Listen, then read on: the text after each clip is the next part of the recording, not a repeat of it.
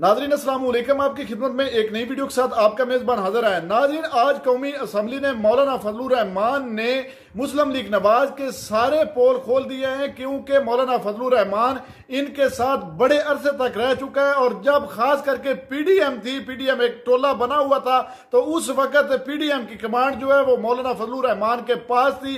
आज की इस वीडियो में मौलाना फजलुर रहमान ने मुस्लिम लीग नवाज को नंगा करके रख दिया है। नाज़रीन, वीडियो मुलाज़ा फरमाएं, फिर इस पर मुकम्मल तफसील आपके सामने रखते हैं। मैं खुद बरतानिया में एक मौके पर यौम पाकिस्तान था और मैं मेयर के ऑफिस में गया। पाकिस्तानी कम्युनिटी वहाँ जमा थी। मुझे कहा, मौलाना साहब, इन बिल्डिंगों को देखो, ये इनके नहीं हैं, ये हमारे अपने हैं। हमारा माल लाकर चोरी करके उन्होंने ये बिल्डिंगें बनाई हैं। ये हिंदुस्तान की है, ये बरसगीर की है। उसके बावजूद मलिका बरतानिया इंडिया आती है और पार्लियामेंट उसको कहता है, तुम 100 साल से हमारे ऊपर हाकिम रहे हो, तुमने हमारी सरजमीन पर कब्जा किया था, पहले अपोलोजाइज करो, माफ़ी मांगो, उसके बाद आप ऐवान में आ सकती हैं। और उसने माफ़ी मांगी। लेकिन जब पाकिस्तान आई और पाकिस्तान के पार्लियामेंट में आने लगी, तो हमारे स्पीकर साहब और चेयरमैन सेनेट ने कहा, हम पहले भी आपके वफादार थे, हम आज भी आपके वफादार हैं। इस नजरिए को लोग टैक्स देंगे, इसको आप यकीन नहीं रहेंगे कि आपकी रियासत है, टैक्स आपके फलाह व बहबूद पे खर्च होगा। जब मेरा पैसा मेरी फलाह व बहबूद पे खर्च नहीं होगा, मुझे क्या पड़ी है कि मैं इस किस्म के टैक्स, आपके जालिमाना टैक्स अदा करता रहूँगा। और अगर टैक्स जालिमाना है और आप मुझे अमन भी नहीं दे पा रहे, और जब मेरा सब कुछ लुट जाता है, फिर आपको जाग आती है। जब चीन का एक मेहमान आता है, अहम मेहमान, मुझे ये कहने दीजिए, बड़े अदब व एहतराम के साथ कहना चाहता हूँ, हमारे प्राइम मिनिस्टर साहब भी, हमारे आर्मी चीफ भी चाइना गए, वहाँ उन्होंने बड़ी मेहनत की, लेकिन सफारती हवाले से अगर हकीकत में बात की जाए, हमारे प्राइम मिनिस्टर कामयाब होकर वापस नहीं आए। मौलाना साहब काइंडली और साथ साथ मुख्तसर कर दीजिए, आज बहुत लंबा दिन है। उनका मेहमान यहाँ आया, जी हाँ, हम सब लोग उनकी खिदमत में हाजिर हुए, मेहमानदारी की, और हमने उनको अपनी भरपूर हिमायत, ताईद, दोस्ती सब हवाले दिए। उन्होंने भी सब वही हवाले दिए।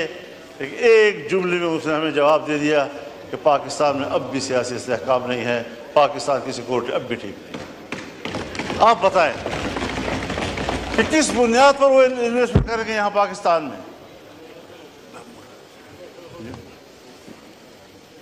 जी काइंडली हजरत साहब काइंडली वाइंड अप कीजिए, ताकि आज बहुत लंबा दिन है। रात को 11-12 बजेंगे। अब यहाँ पर आपने अज़्म इस्तेहकाम कोई ऑपरेशन के नाम से कोई क्या चीज़ कर दी है। तो मैंने कहा, हमें तो 2010 से मार खा रहे हैं इन्हीं ऑपरेशनों के हाथ से।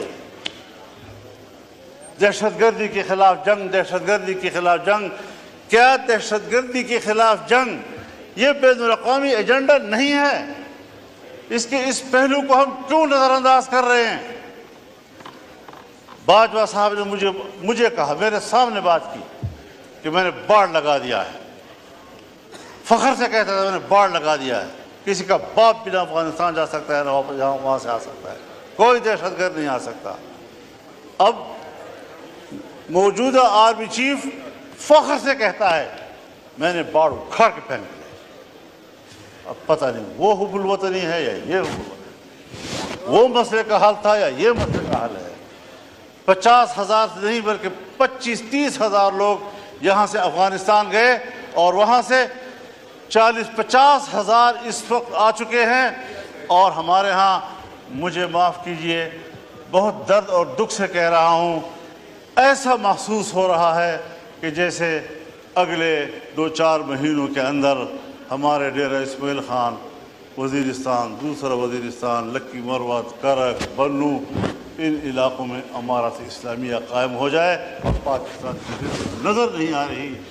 مغرب ہوتی ہی تمام تھانے بند ہو جاتے ہیں اور ان کو حکم دیا گیا ہے کہ آپ نے گشت میں باہر نہیں جانا. یہ ہے آپ کی رٹ. جی ٹھیک ہے. کہاں کھڑے ہیں ہم لوگ؟ تو فکر بندی کی بات ہے حضرت.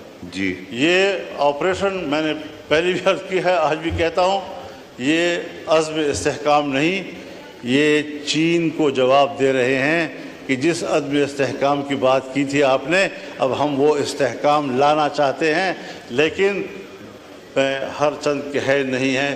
یہ استحکام عزم نہیں ہے، یہ عزم استحکام کی طرف ہم جا رہے ہیں. ہمیں سوچنا پڑے گا. میں کم از کم تضادات کا شکار نہیں ہوں. میں فکری یکسوئی کا علمبردار ہو کر آپ کے سامنے بات کر رہا ہوں کہ اس طریقے سے اگر آپ قوم کو ہانکتے رہیں گے، پاک پی ڈبلیو ڈی کو آپ ختم کر رہے ہیں، ہزاروں ملازمین کو آپ بے روزگار کر رہے ہیں، اتنا بڑا محکمہ جو پاکستان سے پہلے کا ہے، ان تمام محکموں کی ماں ہے، آپ نے کس سے مشورہ کیا؟ میں تو یہ دعویٰ بھی کرتا ہوں کہ یہ جو عزم استحکام پالیسی آپ لا رہے ہیں، اسٹیبلشمنٹ کا بھی آپس میں مشورہ نہیں ہے. ان کی بھی کچھ لوگ کچھ کہہ رہے ہیں تو دوسرے لوگ کچھ کہہ رہے ہیں. باہر آپ کچھ بیان دے رہے ہیں، پرائم منسٹر ہاؤس کا بیان کچھ آ رہا ہے اس کے بارے میں.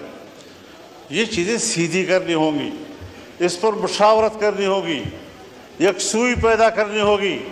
بہت ہم پٹ چکے ہیں. ایک زمانہ تھا میرے گھر کے، میرے گاؤں کے قریب سے بھی یہ نہیں گزرے تھے، آج میرے گلی کی دیوار کے ساتھ گزر رہے ہیں اور وہاں کھڑے ہوتے ہیں. ہم کہاں کھڑے ہیں؟ ریاست نے ہمیں کہاں کھڑا کر دیا ہے؟ کیا ہم ایک شہری کی حیثیت سے ریاست پر کوئی حق نہیں رکھتے؟ تو اس ساری صورتحال میں دیکھیں، آپ کی جمہوریت اپنا مقدمہ ہار چکی ہے، پارلیمان اپنا مقدمہ ہار چکے ہیں.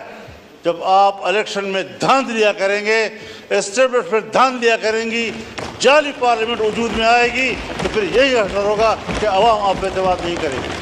ناظرین آپ نے ویڈیو ملاحظہ فرمائی ہے. ناظرین مولانا صاحب نے جتنی گفتگو کی ہے وہ تو بالکل حقیقت پر مبنی ہے، لیکن ناظرین باتوں سے کام نہیں چلتا. کیا یہ شخص اندر سے بھی مخلص ہے؟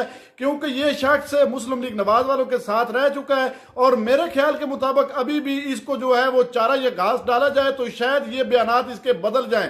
ناظرین آپ نے اپنے کمنٹ سیکشن میں قیمتی اپنی رائے سے لازمی نوازنا ہے. کیا یہ شخص جو ہے یہ مخلص ہو چکا ہے یا صرف یہ دکھاوے کی یہ باتیں کر رہا ہے؟ اگلی ویڈیو تک اپنے میزبان کو دیجیے اجازت. اللہ حافظ.